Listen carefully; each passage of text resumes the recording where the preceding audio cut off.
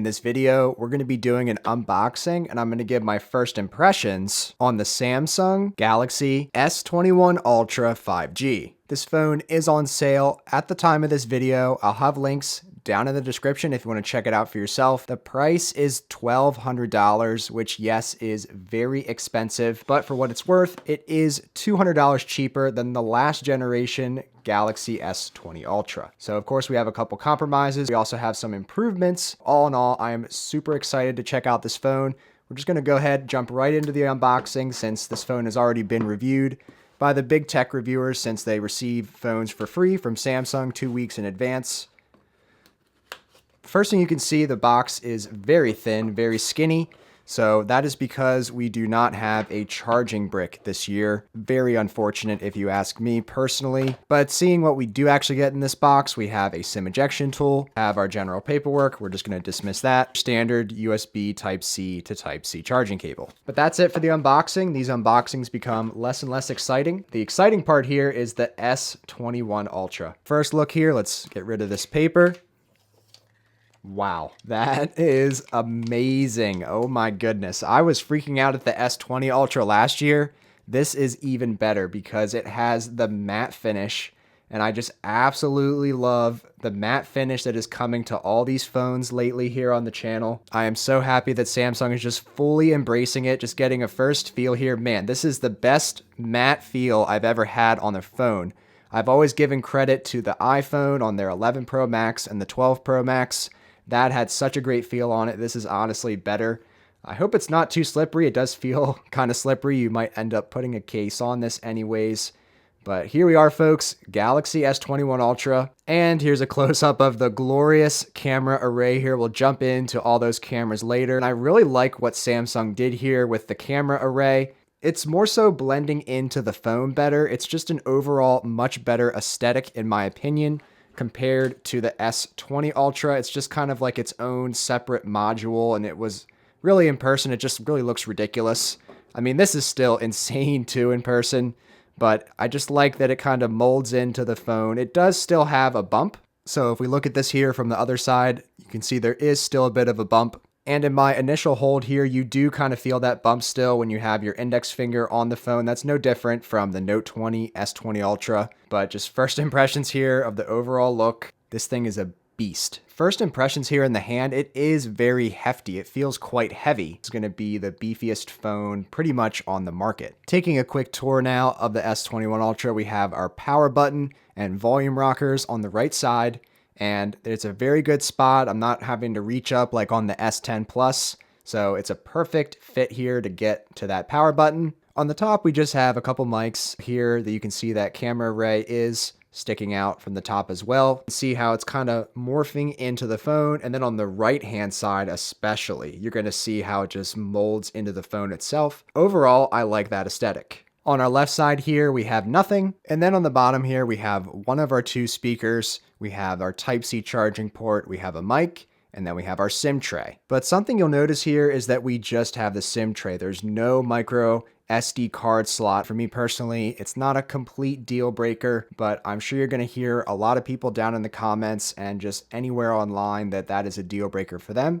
So you just have to decide whether or not that's a deal breaker for you. But enough talk, let's go ahead and jump into the S21 Ultra. So the first thing I noticed right away is that on the top and the bottom, it looks like similarly sized bezels, which just makes for an overall nicer viewing experience in my opinion. So I'm gonna go ahead, put all my information in the phone here, and then we can take a deeper dive here at the S21 Ultra. Super excited about this phone so far. All right, so I've been using the Galaxy S21 Ultra for a little while here, and I gotta tell you guys, I'm liking pretty much every aspect of this phone so far.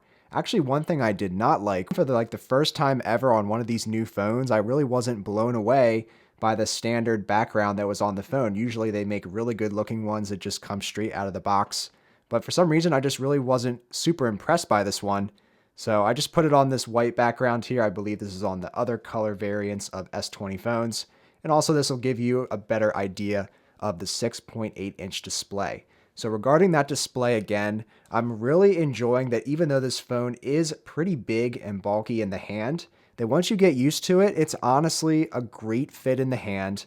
And I'm just so impressed at how much screen space they can fit into just such a compact form factor. And oh man, this display is seriously a looker. Just the colors just pop out at you, just super smooth refresh rate and scrolling and navigation and performance, and just the new fresh software, just everything just looks so much smoother, just an excellent display, viewing, whatever you want to call it, experience. It is great here on the S21 Ultra. So just jumping into YouTube here, we have the Snapdragon 888 processor or the Exynos 2100 processor. My model here is the Snapdragon 888, but it is honestly just buttery smooth. My other test that I usually do, jumping over to Google News, it's the same exact story here. So in terms of your performance and just pairing that up with this buttery smooth display and just the great vibrant colors and really crisp and precise text, it's just going to be an excellent experience as far as the display goes. Jumping into some YouTube content, this is what you can expect when you're watching YouTube. I feel like there's just enough bezel that you're not going to have accidental touches while you're watching content or using the phone in landscape orientation.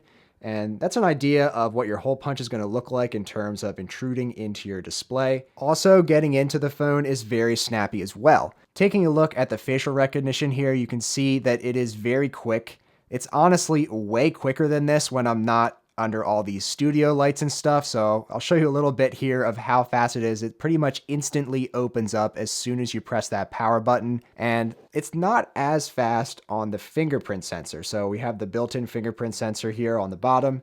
And yes, when you touch it, it does instantly essentially get you into your phone. But I just find this just a little bit more sluggish than going with the facial recognition option. That is just so much quicker. But either way, you're really going to have no issues getting into this phone quickly. Also doing some initial audio tests here. I'm super happy with the audio and music. This is one of those phones that when you have the volume maxed out, there's enough bass and enough volume that it's going to make your phone rattle. And I feel like that bothers some people, but for me personally, that just amplifies the experience, and it's just a great sounding phone. So I'll let you be the judge for yourself and take a listen.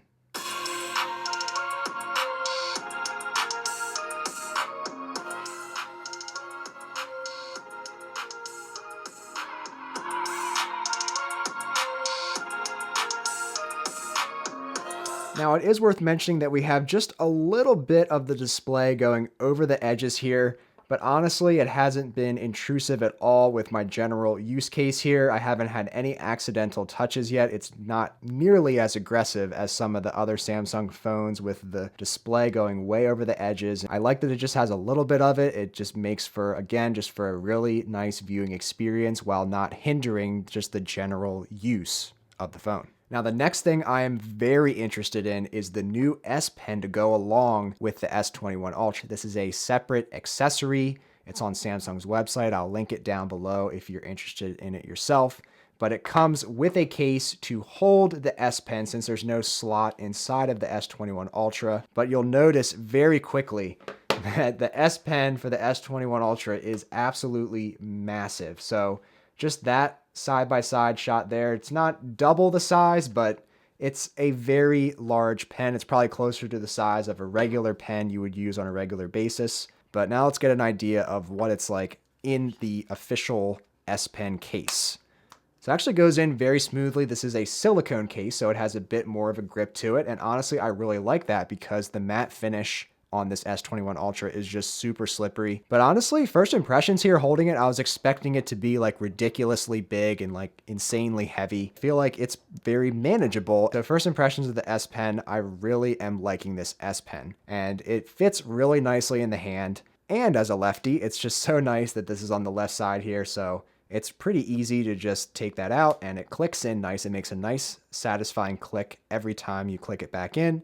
And getting it out, I'd say it's not as easy as on the standard Note devices. But the way I see it is that the more snug and secure it is, the less likely you are going to lose it. So at the end of the day, I think that's actually a good thing. But now actually using the S Pen with the S21 Ultra, it just honestly kind of feels weird because I'm just used to this being only on the Note devices, but now we have it here officially on the Samsung S series. In terms of the capabilities of the S Pen, It doesn't have any of the Bluetooth functionalities that you could just kind of press some buttons and do some things that your pen didn't have to be interacting with the screen for it to work. But for me personally, this is what I used my S Pen for. I used it for on-screen actions. I used it for taking notes, jotting things down, just scrolling through my phone, mainly playing games. We'll test out some games here in a minute to check out the performance and the S Pen at the same time.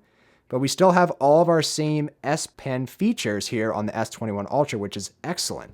So our same just good old standard note-taking, Smart Select, one of my most used features of the S Pen. It's just so easy to just snip a certain portion of your screen. There's just so many more options and opportunities when you have the S Pen presented to you along with your phone. It is such a huge value add in my opinion. All right, jumping over to some gaming. Taking a look here at Stardew Valley, the game is running very well. There's no issues with performance at all or the refresh rate, just everything is just super smooth. When I test this on my other Samsung phones that I review on the channel, this can be pretty choppy, it can lag, but you can see it's just smooth as butter here, just scrolling in and out, doing your different actions. And having the S Pen, you have to tap on these little individual areas to do certain actions.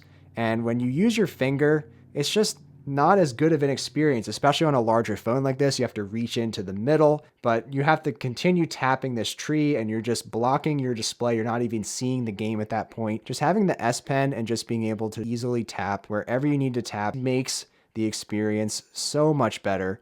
I'm really liking the S Pen. I'm liking the gaming. I'm liking pretty much everything initially here on this S21 Ultra. But now let's jump into the cameras. All right, so in this camera array, we have a 108 megapixel primary lens. We have a 10 megapixel periscope telephoto lens, which basically gives you 10 times optical zoom. Absolutely crazy. We have a 10 megapixel telephoto lens for 3 times optical zoom. So you have different levels of optical zoom, which is very nice. We also have a 12 megapixel ultra wide lens. And then we also have laser autofocus here. So the autofocusing should be excellent. Looking at our various features here, we have our standard photo. It's going to give us a wide angle. We're going to have our standard shot there. We're going to have a 3 times zoom, optical zoom. This looks really good. And then the 10 times zoom. Absolutely crazy detail there on a 10 times zoom. I'm doing my best to show you guys the 30 times zoom here. It's not going to look great because I'm so close to the subject. But I think the biggest takeaway here is just how stable you can stay with the camera when you're zoomed in so far. So yeah, a guy with shaky hands like me, this is going to be a really tough shot to get, but you can see that it's keeping the shot really stable so you're able to get a good shot from far away. And I know this isn't really going to do anything for you guys, but the 100 times, I mean, I can zoom right in on Charizard's eye there. Again, it's blurry just because I'm so close to the subject. We also have single take here, so it's going to allow you to just press one recording button and it's going to take photos, it's going to take videos, it's going to do boomerang shots, it's going to do all these different types of recording at once so you can really capture your moments. We also have our video here, and we have those same settings. We have our wide angle, we have our standard, we have our 3 times optical. Wow, this is going to be really good looking video. And we have the 10 times optical zoom. Just look at that amount of detail. It's just crazy. So, wow, I'm super excited to use this for video. Any type of recording you would want to do in terms of your resolution and your frame rates, I mean, it's all here. You're up to 8K, all the way down to 720p 30. And then jumping into more here, we have a ton of options. So we have AR Doodle, which I was surprised to see that. I guess it's there because of having the S Pen. We have a Pro mode. We have panorama, we have food shots, we have night mode, we have portrait. I'm really excited to check out some portrait shots. We have portrait video as well. Pro video, which I've been using that on the Note 20 Ultra and have been happy with it. We have super slow-mo, slow motion, hyperlapse, and director's view. Okay, so this is actually pretty cool. Director's view, it allows you to look at all the cameras at once. So I'm seeing all the different magnifications here. I believe I'm just on standard right now on the main screen. And then we also have our other options here in terms of zooming in and zooming out. So you can quickly just tap these to see the different levels of magnification. And it also has your front-facing camera here on the top right. So it's just the camera there. I mean, hey guys, how's it going? This is actually really cool. I'm looking forward to testing out all these features, but that is going to be it for this first impressions video. First impressions, I'm very impressed with this phone. I'm actually really liking the case and the S Pen a lot more than I thought. I love how easy it is. That it just pops right in and you can just get right into action with that S Pen. And it doesn't have a battery, doesn't have Bluetooth, so it's just always going to be working no matter what. Have all of our S Pen options as on the Note phones. Those are the phones I've always gone towards because of the S Pen. So this is going to be the first time I'm actually using a S series device for an extended period of time. So make sure you stay tuned for a full review on the S21 Ultra. And also let me know what your thoughts are on the S21 Ultra in the comments below. And if you enjoyed this video, then be sure to give it a thumbs up. And please consider subscribing to the Shane Symonds YouTube channel today, as only about 3.6% of you are subscribed. I hope to see you guys around for the next video. Thanks so much for watching. Take care.